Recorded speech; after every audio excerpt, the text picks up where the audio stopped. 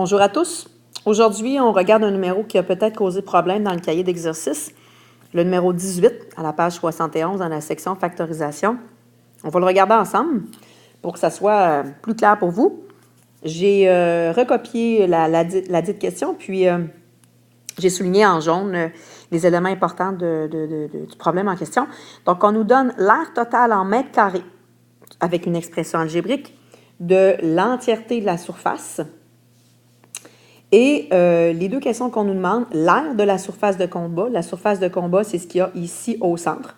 Donc, éventuellement, on va arriver à l'aire de cette surface-là et la longueur d'un des quarts de cette surface de combat-là. C'est ce qu'on cherche.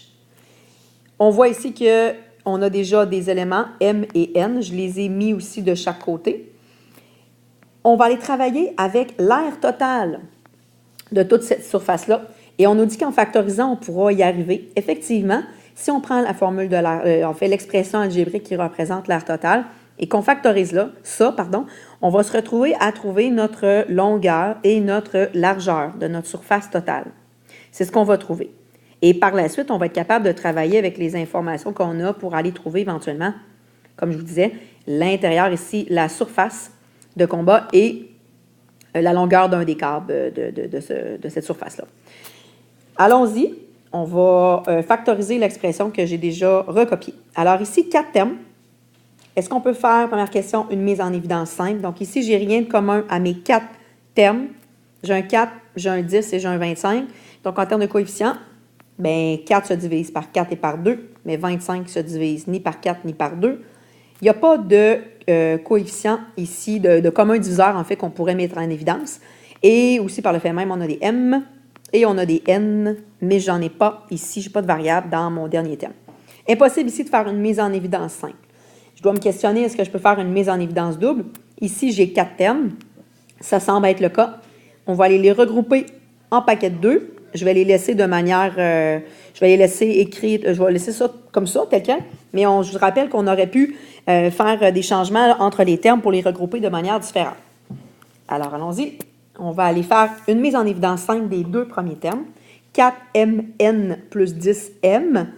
Donc ici, qu'est-ce qu'il y a de commun? Je regarde les coefficients. 4 et 10. Quel est mon plus grand diviseur commun? Donc ici, mon plus grand diviseur commun, c'est 2. J'ai un m dans les 2 termes, donc je vais le mettre en évidence. Par contre, j'ai un n dans le premier, pas dans le deuxième. Donc, je dois arrêter là. Je prends mon premier terme, 4mn, et je divise par 2m. Donc, 4 divisé par 2, 2. Les m s'annulent, ça donne 1, en fait. Et il reste un n. 10m, qui est mon deuxième terme, divisé par 2m. 10 divisé par 2, ça fait 5. Et m divisé par m, ça s'annule. Troisième et quatrième terme, je refais une mise en évidence simple. Qu'est-ce que je mets en évidence ici? Je regarde le 10 et le 25. Mon plus grand commun diviseur, c'est 5. Je vais le mettre en évidence. J'ai un n dans le troisième terme, mais pas dans le quatrième. Donc, ici, c'est impossible de sortir n. 10n divisé par 5, ça fait 2n. Et 25 divisé par 5, 5. Je constate, après ma mise en évidence double, ce que je constate, c'est que j'ai la même parenthèse qui se répète 2 fois. C'est normal, il faut arriver à ça. Ça, c'est commun à mes 2 termes, donc je vais la mettre en évidence. 2n plus 5. Qu'est-ce qu'il me reste? Il me reste 2m plus 5. Ce que je viens de trouver une multiplication de 2 facteurs. Je viens de trouver respectivement ma longueur et ma largeur de ma surface de combat. Si on va voir ma surface de combat, donc j'ai ici, pour ce qui est de ma longueur, je vois que ma longueur, il y a un n ici et il y a un n ici. Donc, ce que je peux penser, c'est que ma longueur ici va être en n, une expression algébrique en n. Donc, je peux déduire que cette longueur-là, ça va être 2n plus 5. Par le fait même, si je regarde l'autre, donc celle-là ici, je vois que j'ai un m et j'ai un autre m. Donc, je peux penser que l'expression qui représente ma largeur totale, ça va être une expression en m. Je vais aller mettre 2 m plus 5. J'ai ma longueur et ma largeur de ma surface totale. Moi, ce qui m'intéresse, c'est non pas ça, mais la surface qui est au centre, qui est la surface de combat. Alors, si je prends ma longueur, 2n plus 5, si je veux ma longueur de ma surface de combat qui est juste là, bien, je vais enlever n, et je vais obtenir ma longueur de ma surface de combat. C'est ce qu'on va aller faire. Donc, étape 2.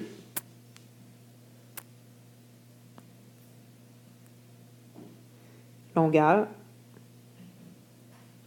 et largeur de la surface de combat.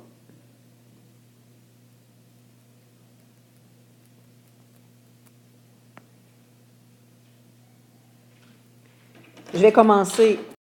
Donc, ma longueur, c'était 2n plus 5. Et ce que j'ai dit, c'est pour avoir ma longueur de ma surface de combat, je vais enlever n une fois et n deux fois. Ce que je me retrouve à avoir ici, n moins n, ça fait moins 2n. Les ici, deux termes semblables, ça s'annule. Ce qui me reste, c'est seulement 5. Et l'expression est en mètres. Je me retrouve à avoir trouvé ma longueur de ma surface de combat, donc, par le fait même ici, la longueur d'un de mes câbles, qui est 5 mètres. Ma largeur, de la même manière, 2m plus 5. Si je regarde mon dessin, donc j'ai 2m plus 5. Ici, moi, je veux seulement ici ma largeur. Si je prends mon expression totale qui est 2m plus 5, j'enlève m, je vais obtenir ma largeur de surface de combat. Donc, allons-y. Vraiment de la même manière, ici, là, je vais enlever m une fois et m deux fois. Même résultat, j'obtiens moins 2m. Et ici, de la même manière, 2m moins 2m, ça s'annule. Il me reste seulement 5 mètres. Donc, qu'est-ce qu'il faut comprendre? Mais il faut en comprendre que la surface de combat, elle est de 5 par 5. Je pensais initialement que c'était un rectangle, mais visiblement, c'est un carré. Donc, ça, c'est ma surface de combat. Quelle est la longueur d'un de mes câbles? Bien, on vient de le calculer, c'est pas mal 5 mètres. Ce qui me reste à aller déterminer, c'est l'air. Donc, l'air, étape 3. L'air de ma surface de combat. Je viens de constater que c'est un carré. Donc, côté au carré, 5 au carré, ça me donne 25 mètres carrés pour l'aire de ma surface de combat. Donc, voilà. Ce qu'on vient de comprendre, c'est que la factorisation permet vraiment de nous en sortir. Ici, la factorisation nous donne respectivement la longueur et la largeur de notre surface totale, parce que j'obtiens deux facteurs. C'est ce qu'il faut comprendre ici quand je factorise. Donc voilà, j'espère que ça vous a aidé. Bon travail!